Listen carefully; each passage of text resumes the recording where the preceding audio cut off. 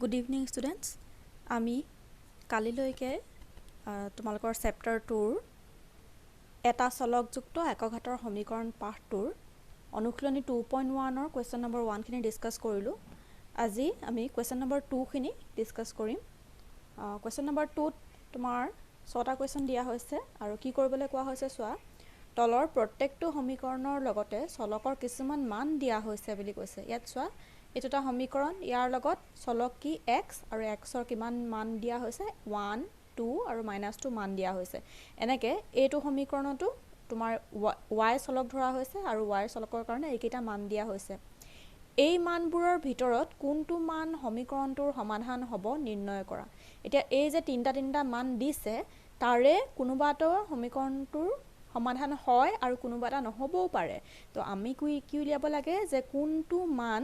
প্ৰকৃততে সমীকৰণটোৰ সমাধান হয় সেইটো উলিয়াব লাগে। গোটেই তিনিটা মানো গোটেই সমীকৰণটোৰ সমাধান হ'বও পাৰে, নহ'লে এটা মানো হ'ব পাৰে, নহ'লে দুটা মানো হ'ব পাৰে।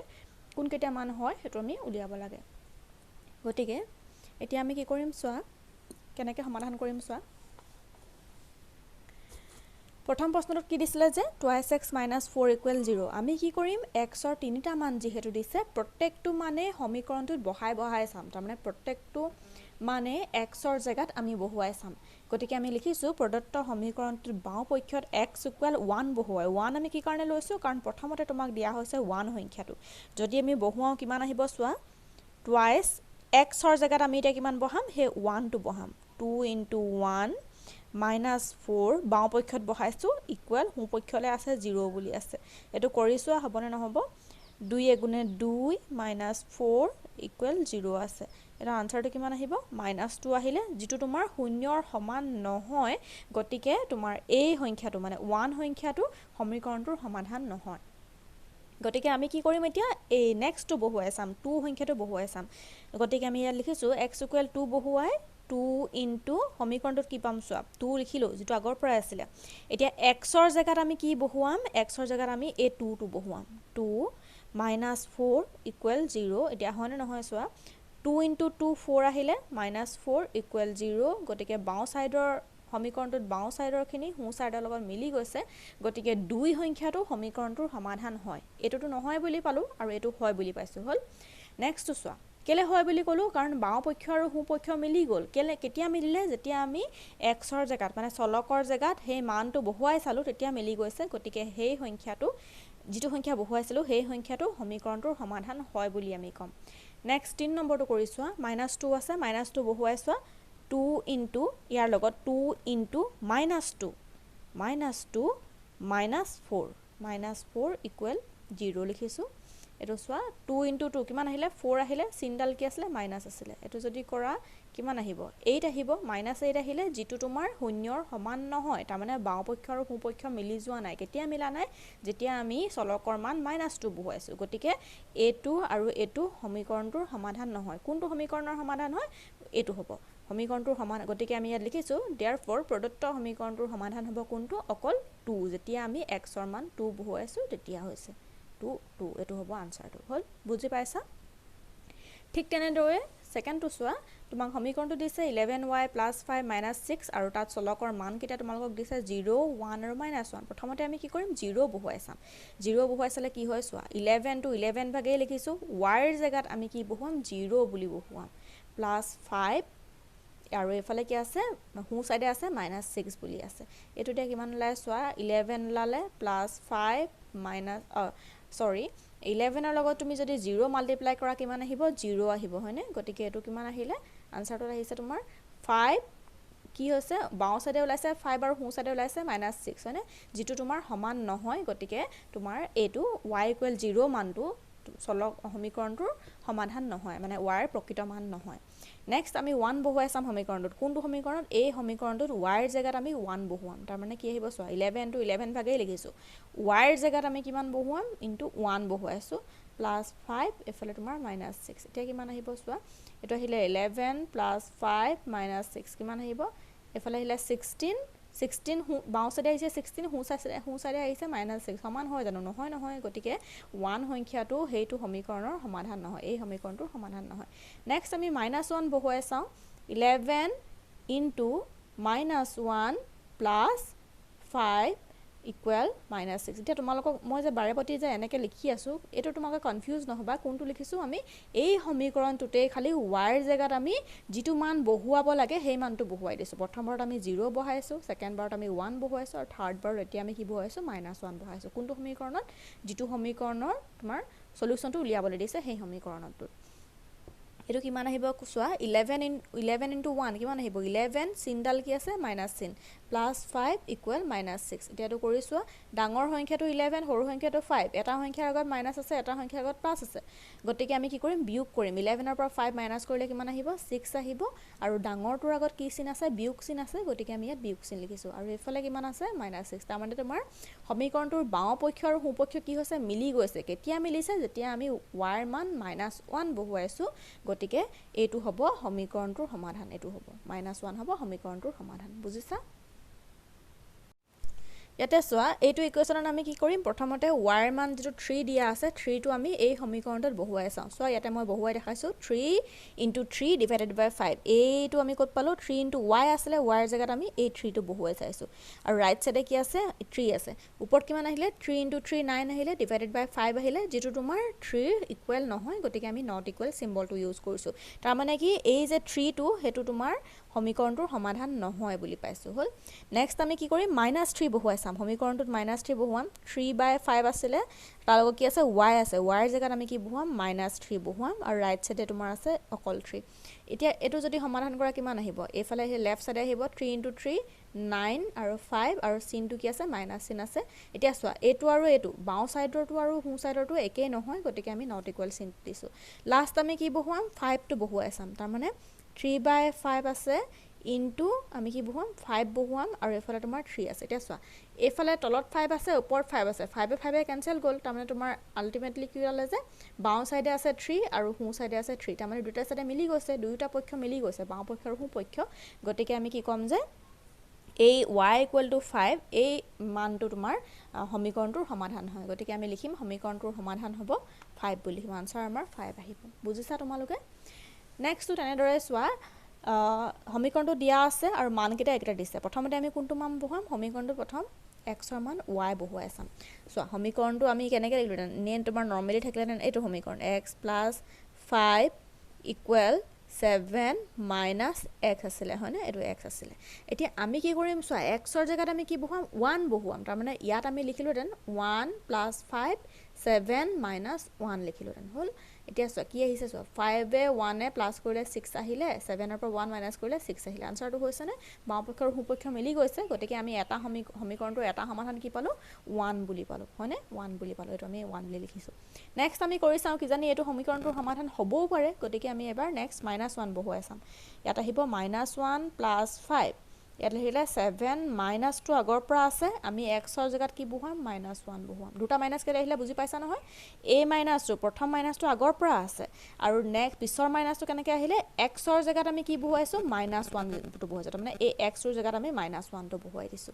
এতিয়া তোমালোকে কৰিছোৱা 5 ৰ পৰা 1 আমি কি কৰিম মাইনাস কৰিম কিয় মাইনাস কৰিম কাৰণ এটাৰ আগত প্লাস চিন আছে এটাৰ আগত মাইনাস চিন আছে গতিকে মাইনাস কৰিলো 5 ৰ পৰা 1 বিয়োগ কৰিলো 4 থাকিলে তাৰ পাছতে ইয়াত কিমান আহিব 7 - প্লাস আহিব 1 আহিব হল এটো তোমাৰ 4 ইকুৱেল এফালে কিমান আহিলে 8 আহিলে আৰু 4 আৰু 8 ইকুৱেল নহয় গতিকে আমি নট ইকুৱেল সাইনটো দিছো তাৰ মানে তোমাৰ -1 টো সমীকৰণটোৰ সমাধান নহয় নেক্সট এতিয়া কি কৰিম আমি x ৰ মান 2 বহুৱাই চাম বুজি পাইছা নহয় তোমালোকে x ৰ মান যদি 2 বহুৱাও তেতিয়া কি হ'ব চোৱা আমি কি লিখিলো তেন এনে তোমাৰ নৰমালি লিখিলো x + 5 = 7 - x এটো আসলে সমীকৰণটো আমি কি কৰিম হেই x ৰ জেগাত আমি কি বহুৱাম 2 টো বহুৱাই দিম তাৰমানে 2 + 5 = 7 - কি আহিব আকৌ 2 আহিব এটা কিমান হয় চোৱা 5 + 2 কিমান আহিলে 7 আহিলে আৰু 7 ৰ পৰা 2 মাইনাস কৰিলে কিমান আহিলে 5 আহিলে আৰু 7 আৰু 5 ইকুৱেল নহয় গতিকে আমি নট ইকুৱেল চিনটো দিছো তাৰ মানে সমীকৰণটোৰ সমাধান কি হ'ব হে অকল হে 1 টোৱে হ'ব প্ৰথমটোৱে হ'ব সমীকৰণটোৰ সমাধান বুজিছা এতিয়া তাৰ পিছৰটো লৈ যাও ইয়াত চোৱা ইয়াতে তোমাৰ 5 নম্বৰটো দিয়া হৈছে ঠিক তেনেদৰে আমি কৰিব লাগিব x ৰ মান প্ৰথমতে আমি -1/2 বহুৱাম যেতিয়া -1/2 বহুৱাম তেতিয়া কি আহিব চোৱা 2 * x ৰ জেগাত আমি বহুৱাম -1/2 হল প্লাছ 1/3 আৰু ৰাইট সাইডে তোমাৰ সমীকৰণটোত আছে 1 আছে এতিয়া তুমি কৰি চোৱা এফাল তলত আছে 2 ওপৰত আছে 2 2 * 2 কেনসেল 2 আৰু 2 ডিভাইড যাব নহয় কেনসেল গুচি গ'ল আৰু ইয়াত কি আছিল -1 টো আছিল গতিকে আমি ইয়াত -1 টো ৰাখি থৈছো প্লাছ 1/3 আৰু হু সাইডে আছিল 1 এতিয়া আমি কি কৰিব লাগিব চোৱা ইয়াৰ তলত একো নাই মানে কি 1 এটা আছে গতিকে আমি 3 আৰু 1 ৰ এলচিএম 3 লৈছো আৰু 1 ক কিহেৰে মাল্টিপ্লাই কৰিলে 3 পাম 1 ক 3 ৰে মাল্টিপ্লাই কৰিলে আমি 3 পাম হয়নে বা 1 ক 3 ৰে মাল্টিপ্লাই কৰিলে 3 পাম যদি তলৰ সংখ্যাটোক যেটো সংখ্যাৰে মাল্টিপ্লাই কৰিবা ওপৰৰ সংখ্যাটোক ঠিক একেটা সংখ্যাৰে মাল্টিপ্লাই কৰিব লাগিব তাৰমানে আমি ওপৰটোকো 3 ৰে মাল্টিপ্লাই কৰিব লাগিব আৰু এটোটো নিজে 3 হৈ আছে গতিকে আমি অকল ওপৰত 1 টো লিখি দিলে হ'ব আৰু এফালে আমাৰ 1 আহিছে এতিয়া কিমান আহিব চোৱা এটো আহিলে 3 এফালে আহিলে -3 +1 আৰু এফালে আহিলে 1 হল এতিয়া এটো যদি কৰিছোৱা কিমান আহিব তলত আহিলে 3 ওপৰত আহিব কিমান এটো কি আহিব বিয়োগ হ'ব 3 পৰা 1 টো বিয়োগ কৰা কিমান আহিলে 2 আহিলে 3 আগত চিন কি আছিল মাইনাস আছিল আৰু এফালে আহিলে তোমাৰ 1 আহিলে এতিয়া চোৱা -2/3 আৰু 1 একে সমান হয় জানো নহয় নহয় গতিকে আমি নট ইকুৱেল চিনটো দিছো তাৰ পাছত তেনেদৰে যদি তুমি প্লাস হাফ বহুৱা তেতিয়া কি আহিব চোৱা 2 * হাফ প্লাস 1/3 ইকুৱেল 1 এটো কৰি চোৱা 2 এ 2 কেনসেল গ'ল 3 তুমি এলসিএম ললা একো নাই মানে কি 1 আছে গতিকে 1 * 3 + 1 আগৰ নিচিনা কি আহিব এটা কিমান আহিব চোৱা 3 * 1 3 + 1 / 3 ইকুৱেল 1 কিমান আহিলে 3 এ 1 কিমান আহিব 4/3 যেটো নট ইকুৱেল 1 গতিকে এটো তোমাৰ সমীকৰণটোৰ সমাধান নহয় এতিয়া নেক্সট আমি কি বহুম 1/3 টো লাষ্ট বাকি থাকিলে হেতু বহুৱাই চাও কিমান আহে চোৱা প্ৰথম আছে 2 2 ৰ জায়গাত আমি কি বহুম 1/3 plus 1/3 equal 1 right side 1 আছে এটো চোৱা ইয়াতে তোমাৰ এলসিএম কি আছে 3 হৈ আছে হয়নে দুটা সাইডে 3 আছে তলত ওপৰ এটো কি আহিব 2 * 1 2 আহিলে প্লাস ইয়াত ওপৰ 1 আছিল এফালে আহিলে 1 এতিয়া এটো কিমান আহিব চোৱা 3/3 আৰু এফালে 1 3 আৰু 3 1 হয় নহয় হয় গতিকে তোমাৰ কি হ'ব সমীকৰণটোৰ সমাধান কোনটো আহিব এটো আহিব সমীকৰণটোৰ সমাধান অৰ্থাৎ আমি এটো সমীকৰণটোৰ সমাধান বুলি লিখিব পাৰো তাৰমানে 3 নম্বৰ এটো x = 1/3 এটো আহিছে সমীকৰণটোৰ সমাধান আহিছে বুজি পাইছা তাৰ পাছত লাষ্টৰটো কি কৈছে চোৱা মই অলপ স্পিড যাব লগিয়া হৈছে তোমালোকে ভিডিওটো স্লো কৰি চাই ল'ব পাৰিবা নহলে তোমাৰ ভিডিওটো আসলে বহুত দীঘলীয়া হৈ যায় হেতু কাৰণে মই স্পিডত কৈ দিছো আৰু যেহেতু তুমি আৰম্ভণিকিটা শিকিছাই গতিকে পিছৰ কিটালে প্ৰবলেম নহয় বুলি আশা কৰি লৈছো গতিকে চোৱা